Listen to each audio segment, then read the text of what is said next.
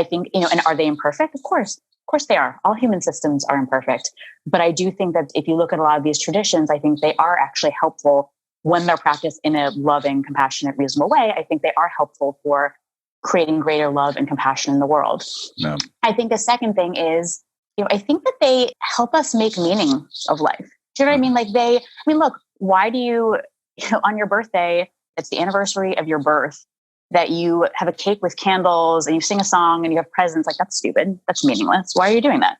There's no rational thing there, but like, it brings joy and meaning into your life. Like, it just does, right? It's a ritual. It's a tradition. It's, you associate with these rituals some feelings of joy and connection. And I think that a lot of religious rituals, they do that, and they help us mark moments in our lives that are difficult. They give us a way through them. I'm Srini Rao, and this is the Unmistakable Creative Podcast, where you get a window into the stories and insights of the most innovative and creative minds who've started movements, built thriving businesses, written best-selling books, and created insanely interesting art. For more, check out our 500-episode archive at unmistakablecreative.com. Hey, it's Srini. I hope you're liking this episode of the Unmistakable Creative. Did you know that every Sunday, our community manager, Melina, sends out 10 key takeaways from episodes like this one? All you have to do to receive it is sign up for our newsletter. Just visit unmistakablecreative.com/newsletter and you'll get them delivered right to your inbox. Again, that's unmistakablecreative.com/newsletter. Sarah, welcome to the Unmistakable Creative. Thanks so much for taking the time to join us. Thanks so much for having me. It's great to be here. Yeah, it is my pleasure to have you here. So I was introduced to you by way of one of our former guests, Michael Roderick, and he told me a little bit about the work that you did as senior staff writer for Michelle Obama. And then I found out about your book here all along, and I thought, okay, yeah, this is going to be a fascinating conversation. Having read it and having my own issues with religion, having grown up Hindu, I thought, yeah, this is going to be, one of those conversations that I think will lead us into a lot of interesting directions. But before we get into your work, I want to start by asking, what did your parents do for work, and how did that shape and influence the choices that you've made throughout your life and your career? Oh, what a great question. So my mom was a social worker, and she actually stopped working outside the home once my brother and I were born and transitioned to full-time, more than full-time work in our home, in our community, volunteering, caring for my brother and I. My dad was a lawyer for about 45 years. And at the age of 73, decided to go back to school and get a master's degree in a topic that he was passionate about. And now he's looking into writing his own book. He's a really amazing guy. And I think in terms of how it shaped me, I think I saw with my dad just the value of incredible tenacity. Right? Like I think the trick of being a good lawyer is just a certain kind of relentlessness, where I saw how my dad would be willing to read the 600-page treatise to find the footnote on page 497 that would really help his client in a deal that he was making. Right? I kind of saw that intensity and that determination and that attention to detail, which I think is oftentimes kind of looked down on, like, oh, she has great attention to detail, as if it's sort of small and kind of like not really impressive. You want the big visionary. But I think what I've seen in over a decade of politics is the details really matter. And the details add up to something extraordinary. So I think that's what I learned from his career. So that relentlessness, I think that, I was thinking about this, as we become older, we tend to lose that. I think we become less risk tolerant. And I've always wondered why we don't even teach risk tolerance as an essential life skill in school, because it seems like pretty much everything you want in your life, from your career to falling in love, everything requires risk of some sort. Why do you think that people lose that? And how do you think that they can get it back? Yeah, I think that they lose it. And I certainly see that in myself too, because they have more and more to lose. As you get older, you have, oftentimes you have a family that you're caring for, or you have financial obligations that are quite significant, and you are a little worried about hurting other people. I think more people become implicated in your life. When you're young and single and somewhat free in that way, there are fewer people who can be hurt by your risk taking. You only hurt yourself if you fail. But as you get older, I think others are implicated. And I think for me, what has been most helpful in understanding and processing risk is that instead of just looking at the risk of doing X, which can be quite scary, I think about the risk of not doing X. People often don't think that way. And I think about this specifically when I was in law school, and I had an opportunity to work on a campaign in Arkansas, presidential campaign. And, law school was in Cambridge, Massachusetts. So we're talking about kind of a long distance thing, not going to be the best class attendance. I was essentially going to have to go back and forth, but really a lot more forth than back. I'd never skipped a class in my life. It was definitely a risky thing to do, to move to Arkansas for a semester essentially and fly back for final exams. And I felt really anxious about this. And I was thinking, this is risky. You could get in trouble. You could fail your classes, all of these things that were so scary. And then I thought, well, what are the risks of not doing this? I thought, well, okay, I'm on this path of becoming a lawyer, which is a perfectly impressive and prestigious path, and one that is clearly not mine. I'm not passionate about the law. I'm not particularly good at this. I'm passionate about politics and speech writing. So the risk of not doing this is that I continue along a path that isn't mine and doesn't look good. Risk of doing this, getting in trouble, getting bad grades. Suddenly I was like, wait, those risks are very trivial in light of the risk of not doing this. So I think you have to understand there's risks on all sides of doing something. And we often don't frame it that way. Yeah. How in the world did you end up on a path that wasn't yours to begin with? And what, if any, advice did your own parents give you about making your way in the world? Was it kind of the traditional sort of Jewish or Indian Asian kid narrative of become a doctor, lawyer, engineer? I mean, you went to law school, so. Right.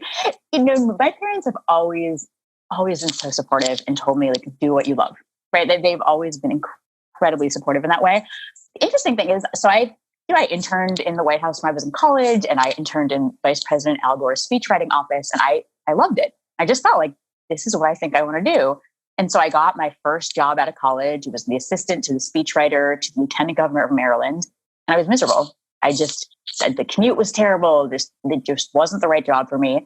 I quit after 9 months. I got a job as a speechwriter for a U.S. senator, and after 9 months, they said to me, "You should go to law school. Like, we hear you've applied.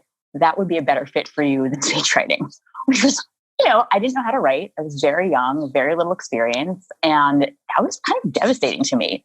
I just felt like, okay, I'm clearly not meant to be a speechwriter. Fine. I will go to law school. That seems like, I'm a kind of liberal arts person. It kind of almost seemed like a liberal arts graduate degree, right? Like it would keep my options open. I care about public service and politics. It felt just kind of like the thing to do. Bush was president. I'm a Democrat. Weren't really many government jobs I could do. And so I kind of just slid into it. And, I don't regret it. I basically, all of my speech writing jobs flowed from a classmate I met in law school who used to write for Clinton. And he taught me how to write, and we freelanced together. He got me a lot of jobs. I don't regret it. I met some wonderful people, but, I wouldn't say that job helped me as a speechwriter. That degree helped me as a speechwriter. So, it's sort of, I think that as I stepped away from that path, which seemed kind of safe in a generic, vague way, my life has been more and more fruitful. I think like working on that campaign, I think, frankly, I worked for 2 years in the White House as a senior speechwriter to President Obama, which was amazing. He's extraordinary. After 2 years, I switched over to being Michelle Obama's head speechwriter. That's a very strange career move. Like most people would think of that as a demotion in the White House to go from the West Wing to the East Wing.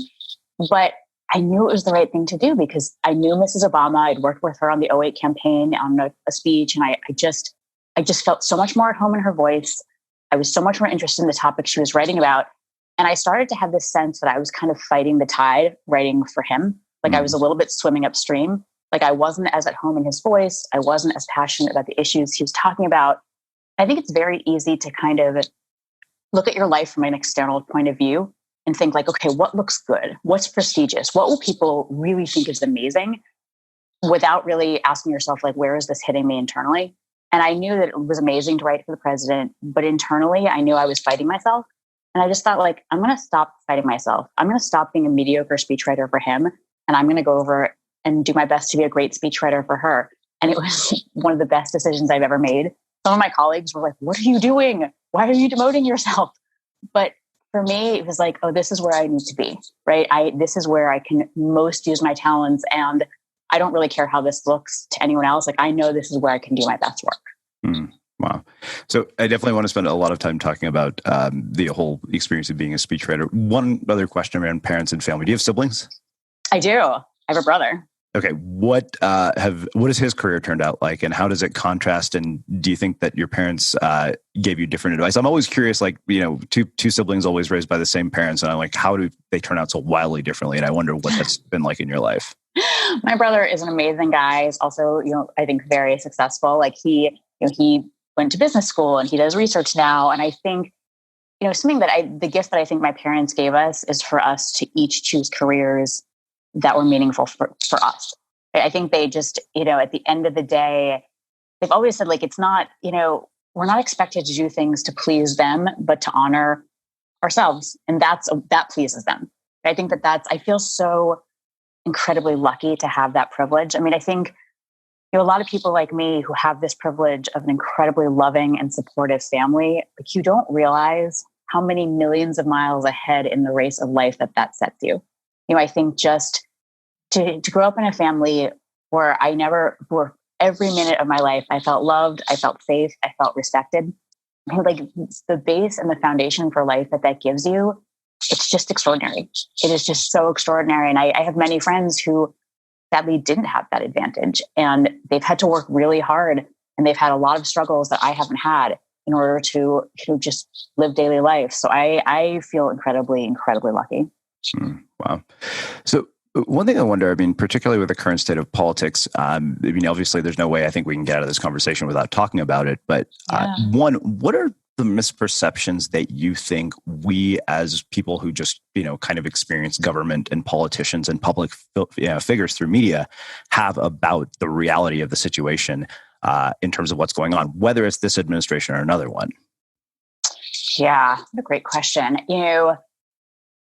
I think that oftentimes people get confused between reality and news, and they're two different things. Yeah. If our media were simply reflecting reality, it would be extraordinarily boring. Be like, today, hundreds of millions of people got up and ate breakfast and took care of their children. Like, it would just be really mundane, and there'd be sprinkled throughout it. There'd be really, scary, sensationalist, interesting, inspiring, horrifying things, right? That would all be sprinkled throughout it, but the vast majority of it would be pretty banal. But that's not news. News isn't reality. News is news. It's the things that are interesting, sensationalist, unusual. And people begin to think that that's reality, that all reality is violent and scary and everyone's abusive and power hungry. And it's just a little bit distorted. So I think that sometimes with media, they're really focusing on the news of something. Like, what's newsy, what's interesting. And you know what? It might not be that interesting that we just got a lot of money for highway funding. That might not be newsy or exciting, but man, is that important in people's everyday lives to be able to drive safely to your job, to be able to, like, drive your kids around safely. It's like, so I just think sometimes that news versus reality distortion is something that can kind of slant the reality of what's happening. Yeah. So, I mean, I think that when I look at news now and media now, like, I never watched the news up until this last administration. And now I'm like, wow, this is a train wreck. Like, I can't stop watching this because it legitimately is kind of entertaining. And I wonder, from your perspective as somebody who's been on the other side of this, do you think that the media has behaved irresponsibly and not, portrayed the reality of what's going on? Because when I look at sort of mainstream media, I'm like, wait a minute, the purpose of mainstream media isn't to inform the public, despite what it might appear like. The purpose of mainstream media is to sell ads. Yeah, I think that I think there's a difference between balance and truth.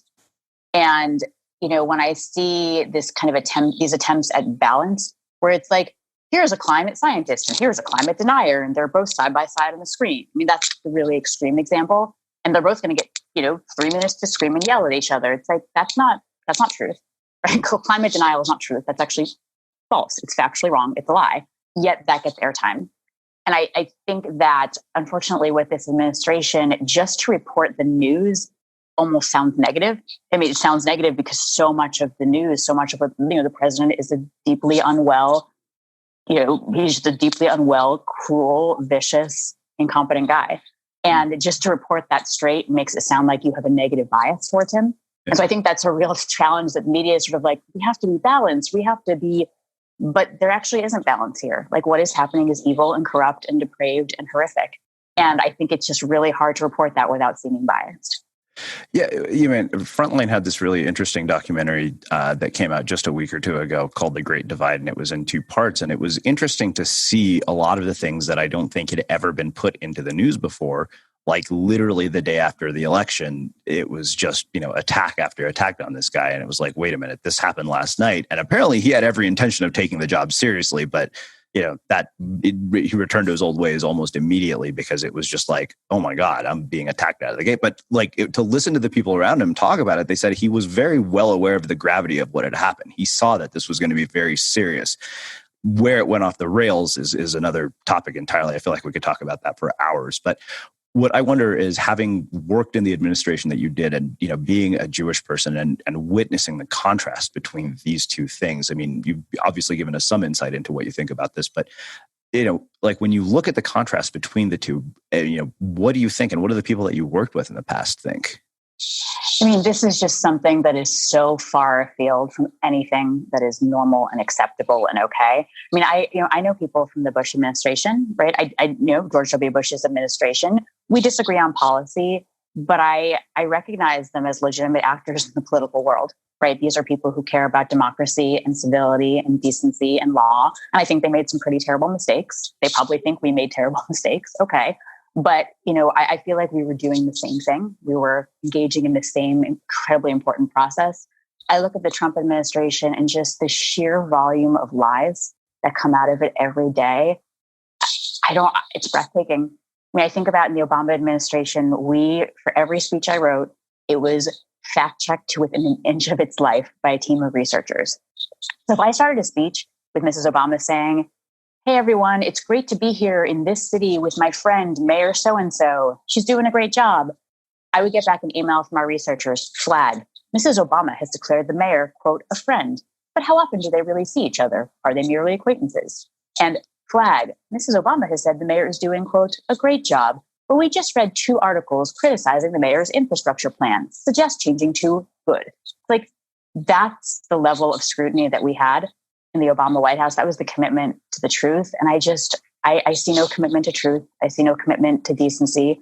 I see a level of cruelty that, as a Jew, it's like, if there are any people in the history of this planet who should be aware of the dangers of cruelty, of bigotry, of a political leader whipping up animus against minorities, should be Jews. Like, I've seen this movie before. Doesn't go well. And, I think it's really important for people from all minority groups to understand that when a president is whipping up animus against Muslims, against immigrants, against people of color, it affects all of us. You'll notice that white supremacists and neo-Nazis, they're not like, "Oh, I adore Muslims, but I hate immigrants. I love people of color, but man, I hate Jews," right? That's not how it works. No. They're universal haters. So when they get inspired and emboldened by their president, it affects us all. Wow. So I knew, having read the Michelle Obama book and you having been a speechwriter, I remember looking at that book, and even in the publishing world said, like, this is a unicorn of a book. We've never seen anything like this. Because I remember the week that it came out, and I remember the day I saw the announcement of how big the advance was that she and Barack Obama got paid. And I thought, well, that's nice. And it's basically like, I always tell people publishing is like venture capital. Basically what happens is, they make a bunch of bets and Tim Ferriss and Michelle Obama make up for the losses they take on the rest of us. It's fair. It's very fair. That being said, I remember thinking, I was like, some of my friends like, this was ghostwritten. I was like, there's no way this was ghostwritten. This is breathtaking. It really is beautiful. So I wonder, working up close with somebody who is such a talented writer and somebody who is so charismatic, one, what did you learn about human behavior from somebody like that? And how in the world do you channel the voice of somebody who is that eloquent and that well-spoken and as a speechwriter? Because ultimately that's effectively what you're doing, right? Exactly. I'm so glad you said that, because whenever people say, "Oh, you scripted Michelle Obama, you put words in her mouth," like, I find that very triggering, as the young people say. Like, have you seen this woman? Michelle Obama knows who she is. She knows what she wants to say, and she knows how she wants to say it. She is brilliant and just a brilliant speaker and writer in her own right. And so your job as a speechwriter, because she doesn't have infinite time and there are things that are more important for her to be doing, your job as a speechwriter is to sit down with her and say, I would say, what do you want to say? And she would say, okay, here's the main point that I want to make in the speech, and here's how I want to get there. And she would just dictate paragraphs and paragraphs of beautiful, vivid, edgy, gorgeous language, stories, ideas, themes, statistics. And I would type as fast as humanly possible on my laptop because I wanted to get it verbatim because so much of it was so good. And that would be the beating heart of a speech. So I'd go back to my desk, I'd rearrange that, I'd work on that in a draft, I'd wordsmith it, I'd structure it, I'd add some stuff, research, whatever. I would get that into a draft. I'd send it around to colleagues who would send me fact-checking edits, questions, they would look at it. And then I would send it to her. And then we would go back and forth. She would edit. I would edit her edits. She would edit my edits. And just this back and forth. She would oftentimes just read it out loud so that we could hear it. And that then we'd be able to hear, oh, the section is it's too in the weeds. It's not, we're missing the story here. Or this sentence is clumsy or whatever. But, she's just channeling her. It involves getting it really is channeling her, right? It's working with her. It's getting, it's just assisting her in the work of her using her own voice. So it just, I learned her voice just by over time, just by spending a lot of time with her, hearing her feedback, getting her comments. I still in some way have her voice in my head even when I write my own stuff. Yeah. I can sort of hear the voice saying Sarah, this transition's a little sloppy here. How can we tighten this up? Or okay, we're in the weeds here. This is just, you're missing the story. And that's a gift. Yeah.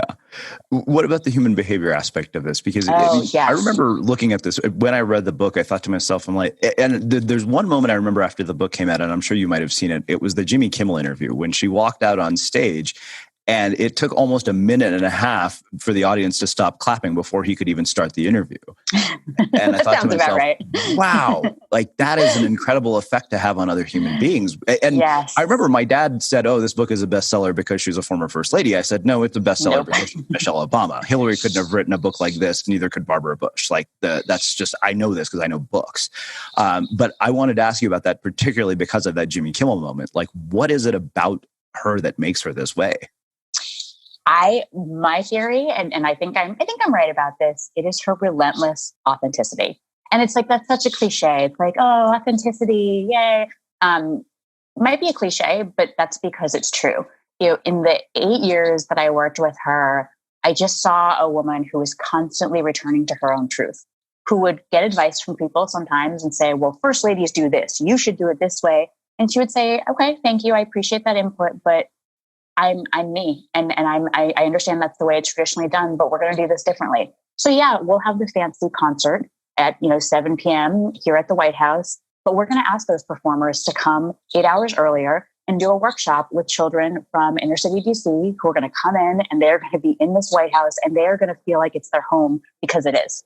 And these performers would be of course, I'm happy to. And she was this is how we're going to do it now because that's who I am. Right? This is my background, and I'm going to make this house feel like the people's house. Right? So I think that, when I was working with her on speeches, she was always asking herself, what is the deepest and most important truth I can tell at this particular moment? I think, and that's why I always give, I think the best advice I can give as a speechwriter is say something true. Really, just stop and ask what is actually true here in this moment. And I think that so many of the moments where people remember her so fondly are the moments where she said something deeply true, whether it was about race, whether it was about our culture of sexual assault. In the speech that she gave in October in Manchester, New Hampshire in 2016, where after the Access Hollywood tape broke with Trump proudly bragging about sexually assaulting women, she gave a very visceral, very honest, very true speech about the brutal harm that the rape culture takes on women and men, people of all genders. And, I just think back on that as something that was very powerful. It's kind of an early Me Too speech. If you go back and read it now, you realize, wow, this was actually kind of what a precursor to the Me Too movement. And I think that relentless commitment to her truth is very important. So speaking of the Me Too movement, you mentioned that I know from having read the book, you also worked in, with the Clintons as well. And so when you see, sort of the combination of those two things and a president who, in some ways has kind of been guilty of some of the things that are, talked about in the Me Too movement. As a woman, how do you see all of that, particularly as a woman who had been, somebody who worked in both of these situations?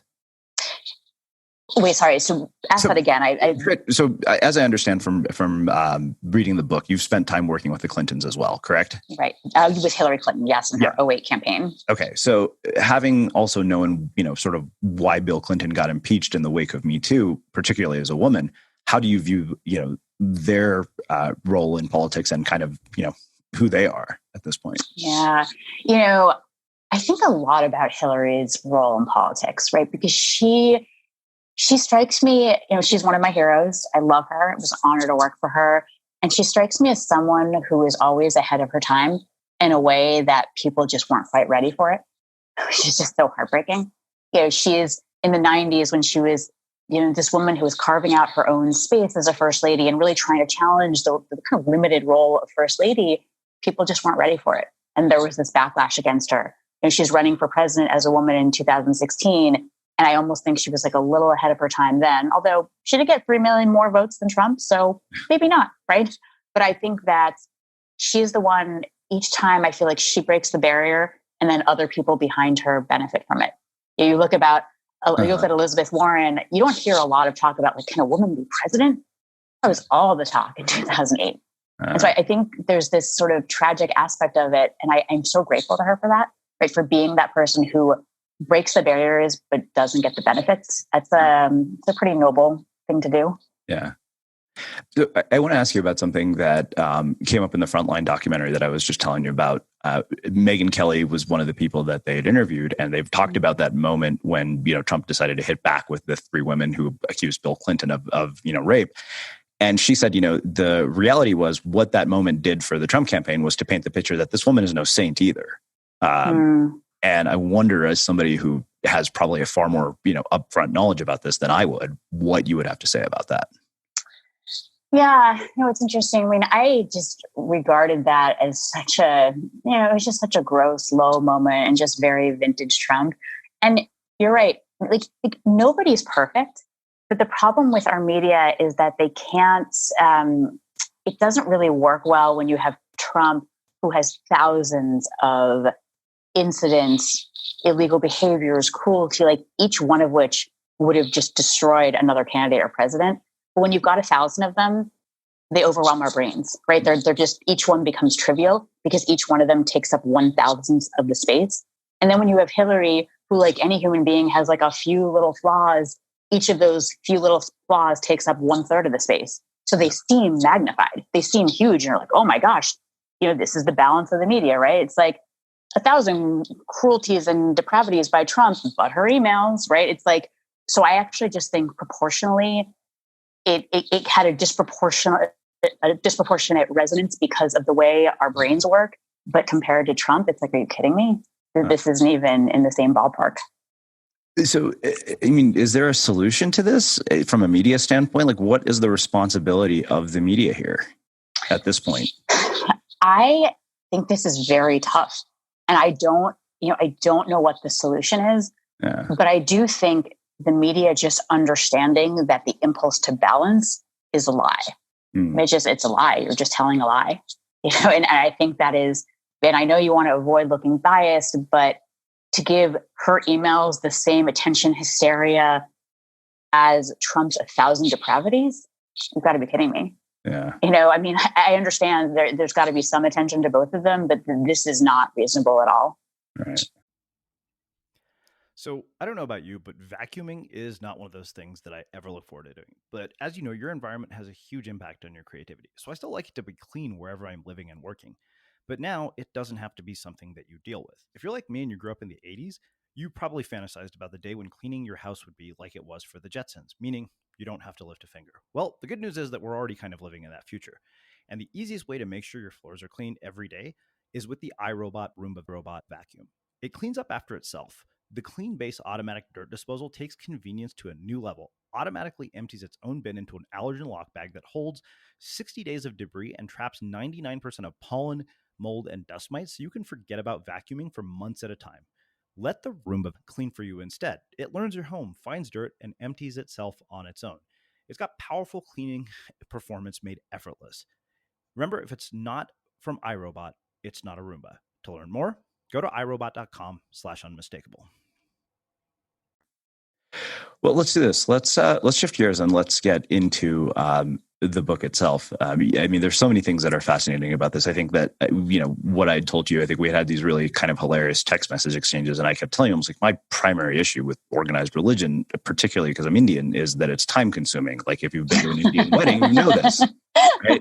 Like everything in Indian religious traditions is incredibly it just takes hours. And I'm like, why does this take 3 hours of listening to some, white guy who thinks he's Indian talk to us in Sanskrit, and nobody walks away having learned anything? And I'm like, this is really mind-numbing.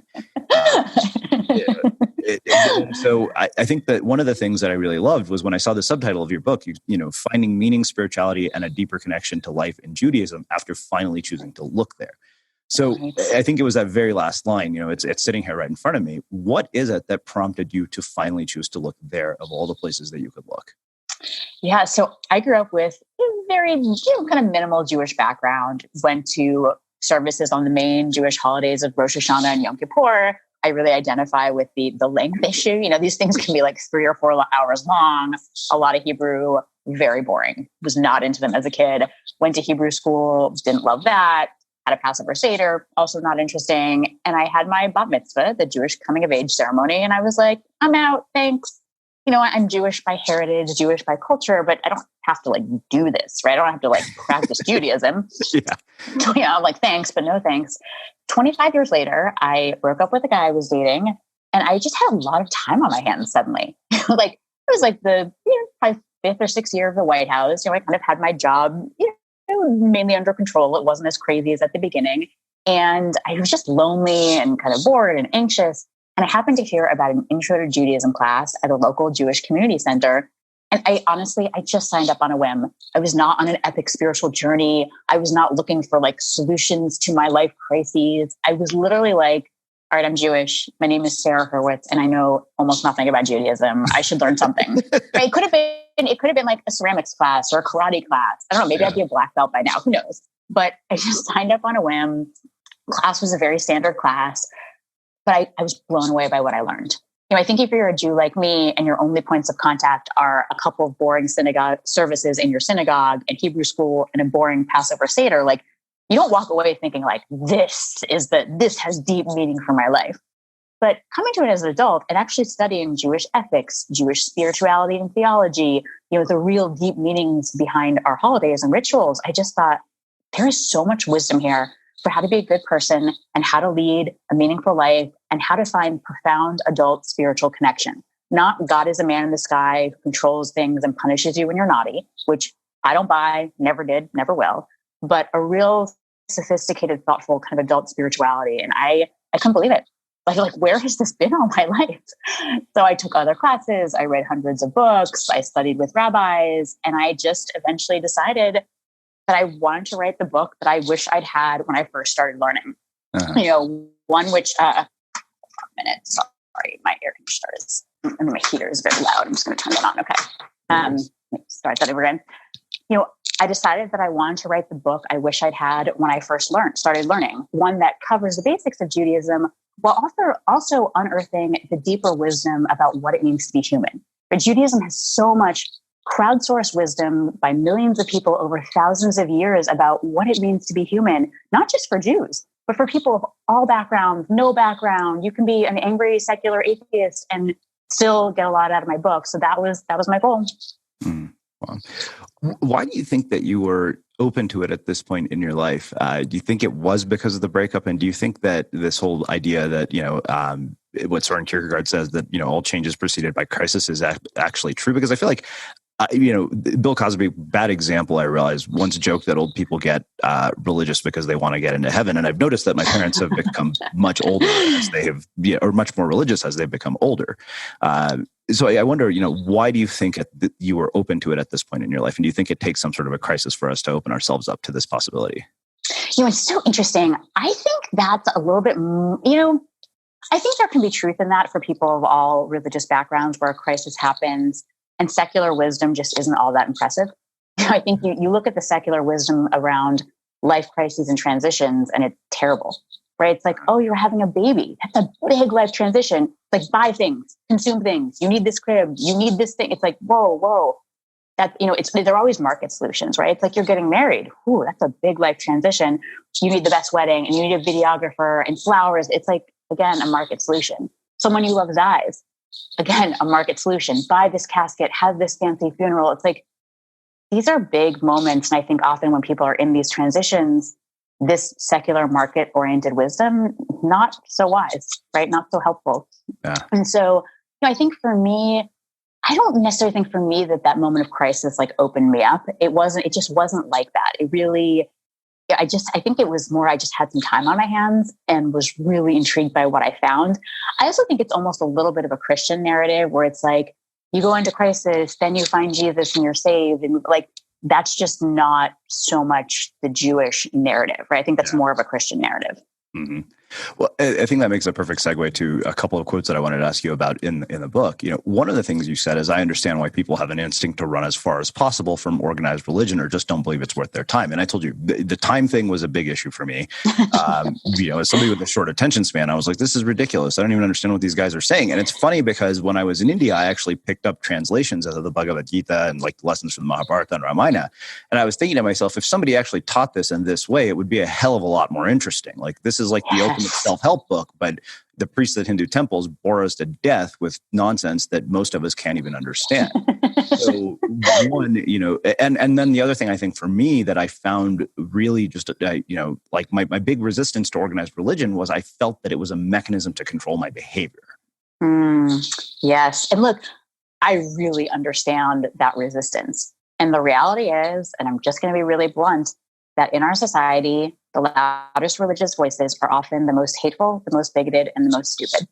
And those voices have really hijacked religion away from some of the many, many, many voices that are deep, searching, loving, compassionate, doubting, intellectual. There are plenty of those voices out there, but they're not screaming on TV. They're not out there condemning gay people. They're actually doing the work of faith.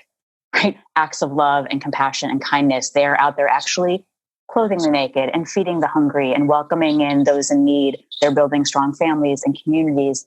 They don't have time or interest in going around condemning and shaming people, right? But they just don't get very much attention. Our media doesn't run a lot of stories. It's like, hey, this mosque went and volunteered at a homeless shelter, right? That's just not, you're not going to see that. That's not headline news. Not going to be on the evening news.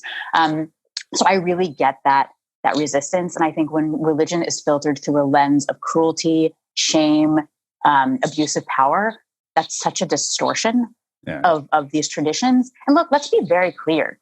Every single religious tradition has ugly stuff in it. They're very old. These traditions are very, very old, and they're human created traditions. There is ugly, awful stuff way back there in all of them. It is the job of true people of, you can call them faith, of culture, whatever you want to, people who practice these religions, you have to look at their core animating ideas, which I think are love, compassion, kindness, all that. And you have to filter the rest of them, the rest of the religion through that lens. And things that aren't filtered, that don't catch in that lens, that aren't, oh, that's outdated, that's extraneous.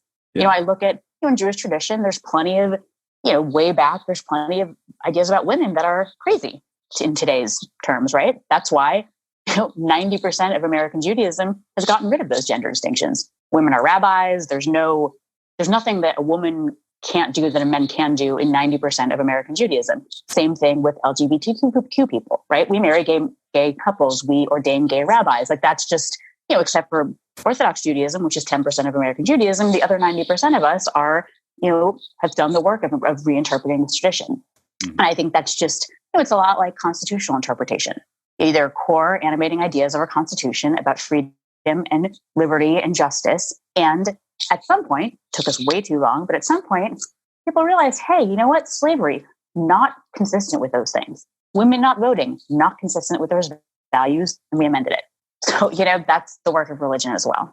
Yeah. So one other thing that you said, and I think this is particularly relevant given how we started this conversation before we hit record, you said, I don't believe in a God who can intervene to change events in my life. I generally find attempts, no matter how thoughtful and well-intentioned, to square such a view with reality and explain why God permits things like genocide, child abuse, and pandemics to be both unpersuasive and disturbing.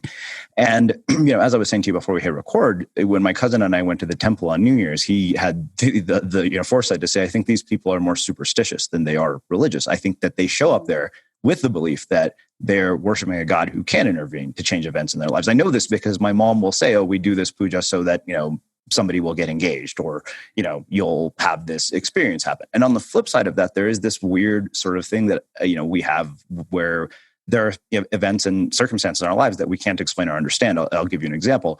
I remember hearing my friend Jonathan Fields talked to somebody on an interview once, and he said Ganesha is the remover of obstacles. So I went home and I was having a really bad year financially. And I told my mom, I was like, can I have a Ganesh? And she was stunned.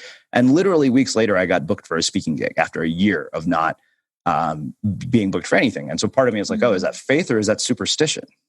It's a beautiful question and a really important one. I can't square the idea that there is a God who intervenes in our life with what I see out in the world. Because if that's true, if there is a God who's controlling things and intervening, then that God is a sadist. I don't know how else to say it. It's like, and you get down this very ugly road of like, okay, well, what about the Holocaust? And you say, well, people have free will. People perpetrated the Holocaust, not God. It's like, oh, what was God doing all day? Oh, well, it's sort of complicated. It's like, oh, God saved me from that plummeting airplane by making me late for my flight, so I missed it. It's like, but what about the 200 people who were killed? Yeah. God didn't want to save them, right? I'm not doing this. Just not doing this. And like, I don't, people want to believe in coincidence. That's fine, but I just resist that and I reject it. However, I do think that there is an animating force in the universe, a force of growth and love and self-actualization. I don't speak very coherently about it. I'm not, once you start talking about it, I think you sound like an idiot and sort of cheapens it, right? I think it's something so much bigger than my tiny little human mind or heart is capable of grasping. Yeah. But, I feel like there is some force that animates the universe. I feel it as a force of love.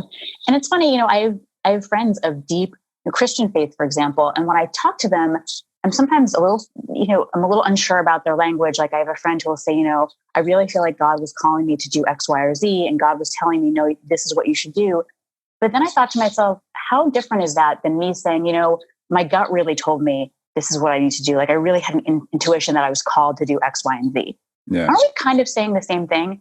Like if I believe that there's a spark of the divine within each of us that we're all striving to honor in some way, like a still small inner voice.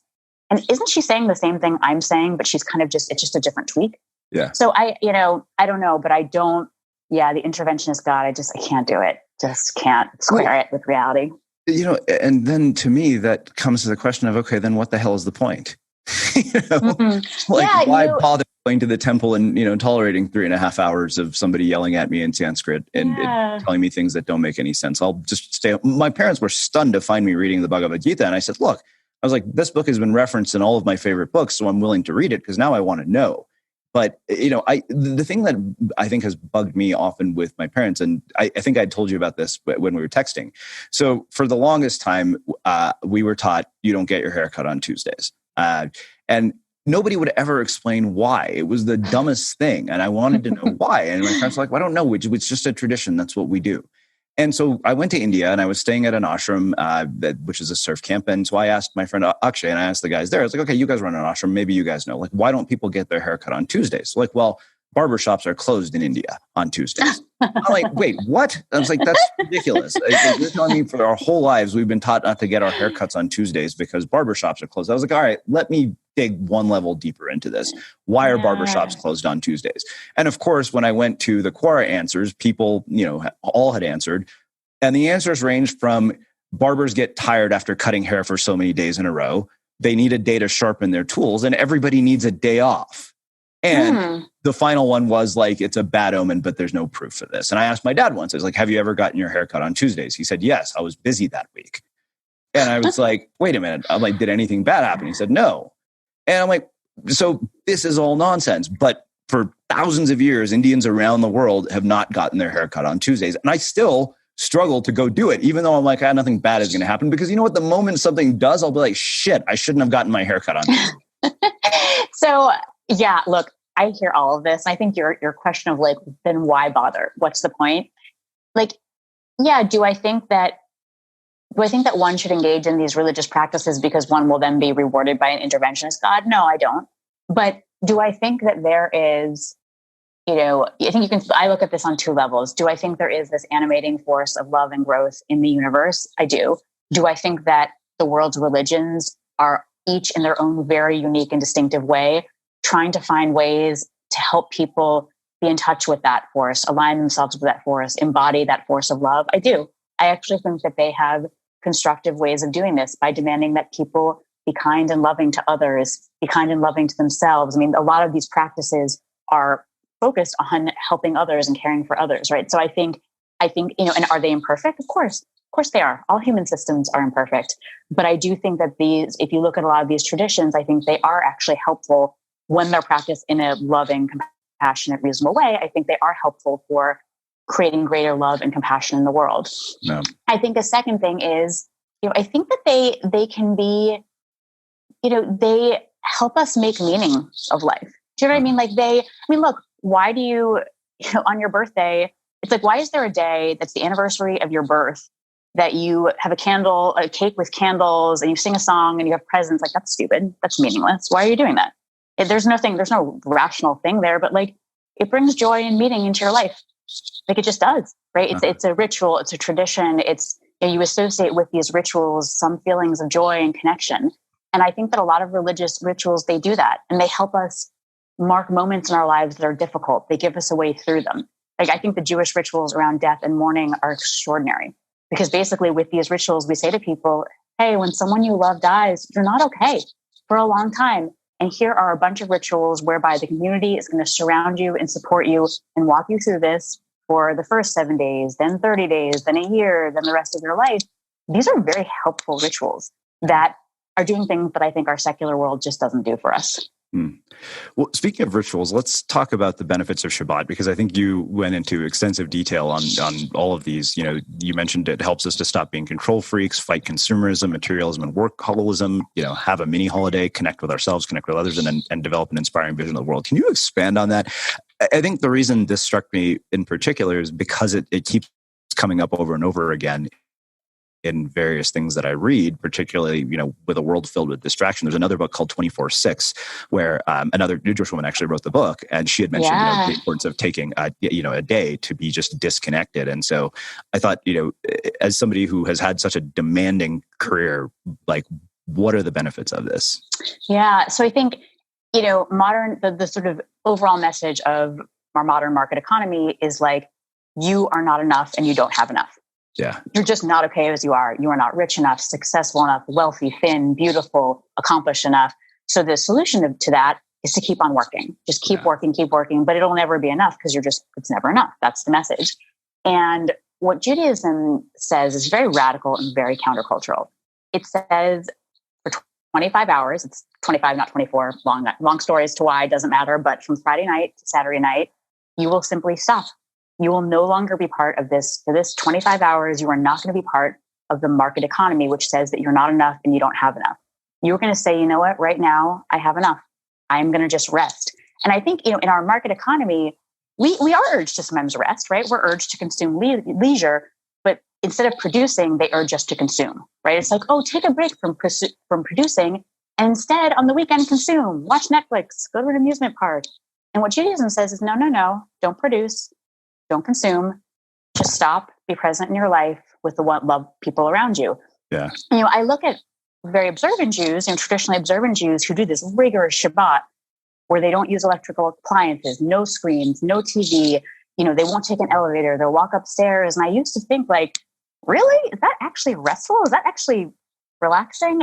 But what I realized is they are creating this container that makes life so separate from the market workday world. And when I've done it myself, I'm just amazed at when you wake up and it's just so quiet, right? There's no blaring screens, there's no grinding appliances.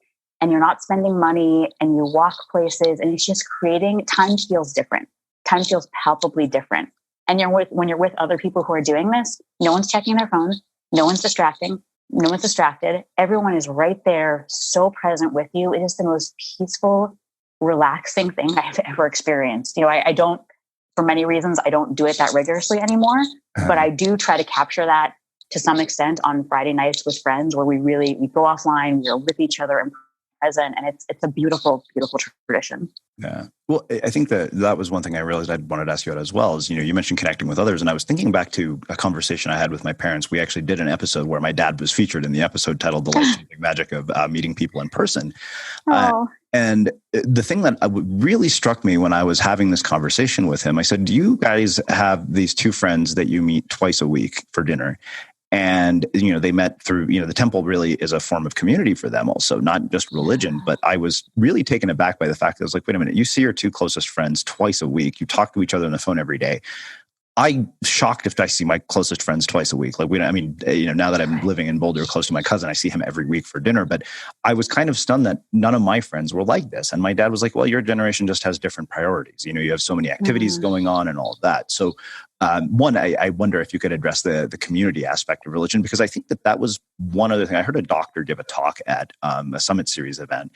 And one of the things he said is that part of what has happened is that, we used to talk to our neighbors and church used to be this place that actually served as a pathway to community. And we've lost that. And as a result, we're having this thing that is fundamental to our happiness and well-being, social connection, is disappearing from our lives more and more. Yes. I mean, my dear friend, Vivek Murthy, who is the Surgeon General under Obama, he has a new book coming out called Together about loneliness.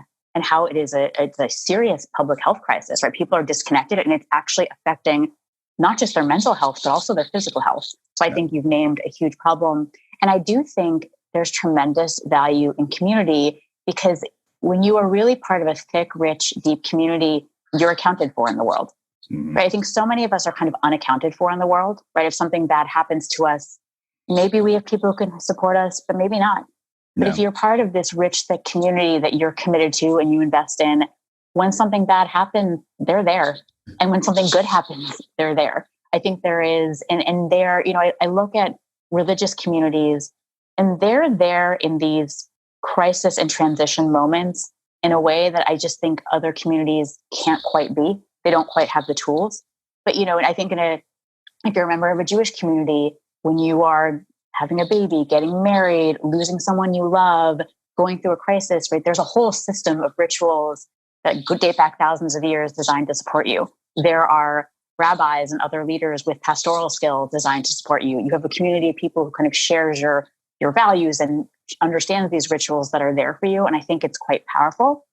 Personally, though, I just want to be honest, I'm not a member of a traditional synagogue community for a number of reasons. But I do have many other Jewish communities in my life, and they do perform that role for me. Yeah.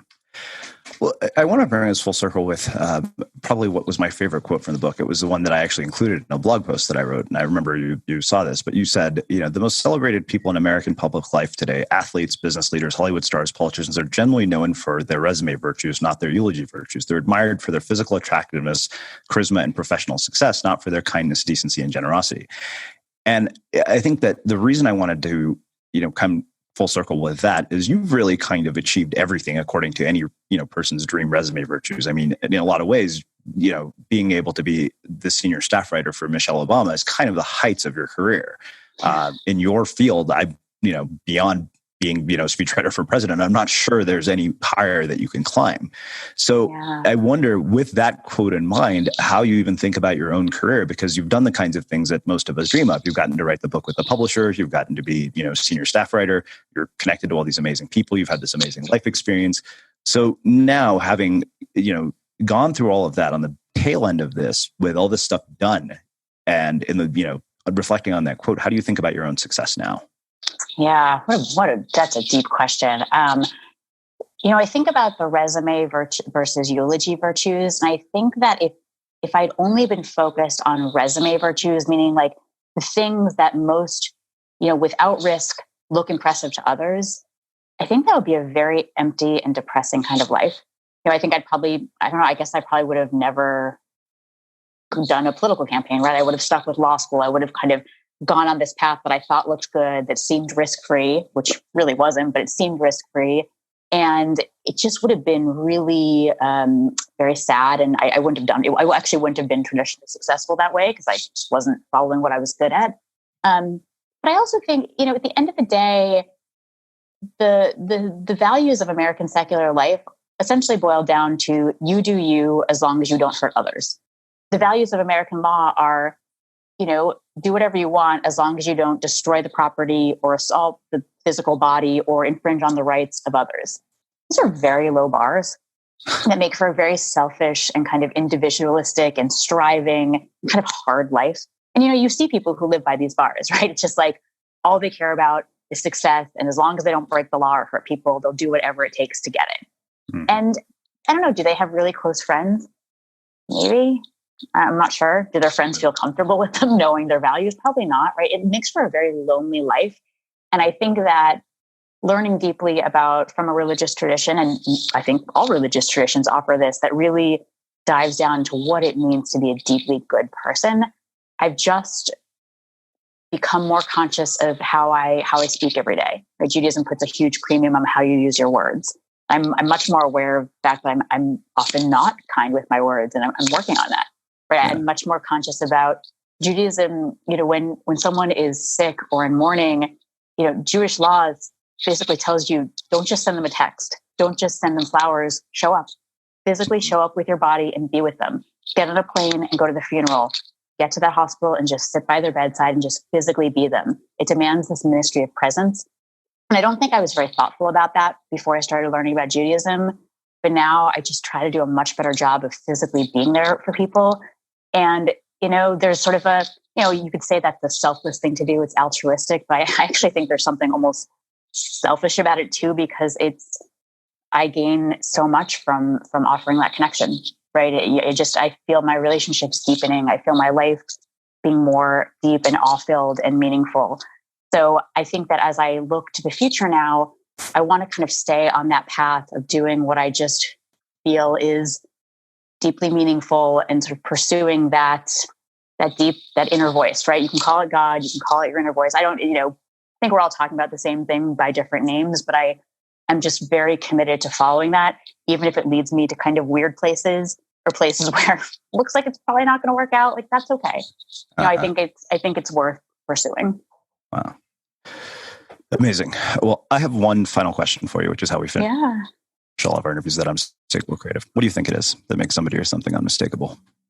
Wow. I think it is an unwavering. Let me think about this again. I think it's a deep and unwavering, what does that make someone unmistakable? What a great question.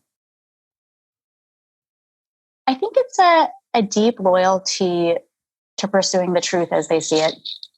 And, in a reasonable way, in a way that is effective. I think that's part of it. But I think it is people following that still small voice within them, that intuition that says like, this is not right. Or like, ooh, that seems like something I should avoid. Or, oh, wow, that's really where I want to go. You see that, I know authenticity is such a buzzword. It's almost lost meaning, but you see people's loyalty to their own truth and their authenticity, and it manifests in such beautiful ways in the world. So I think that's what makes people unmistakable. Oh. Amazing. Well, I have enjoyed this conversation so much. Oh my gosh, me too. Thank you so much for having me. Oh, my pleasure. Where can people find out more about you, your work, the book, and everything else that you're up to? Yeah, so I have a website, which is just sarahhurwitz.net, sarahhurwitz.net. And my Twitter account for my book is @HereAllAlong. Awesome. And for everybody listening, we'll wrap the show with that. Thank you for listening to this episode of the Unmistakable Creative Podcast. While you were listening, were there any moments you found fascinating, inspiring, instructive, maybe even heartwarming? Can you think of anyone, a friend or a family member who would appreciate this moment? If so, take a second and share today's episode with that one person, because good ideas and messages are meant to be shared.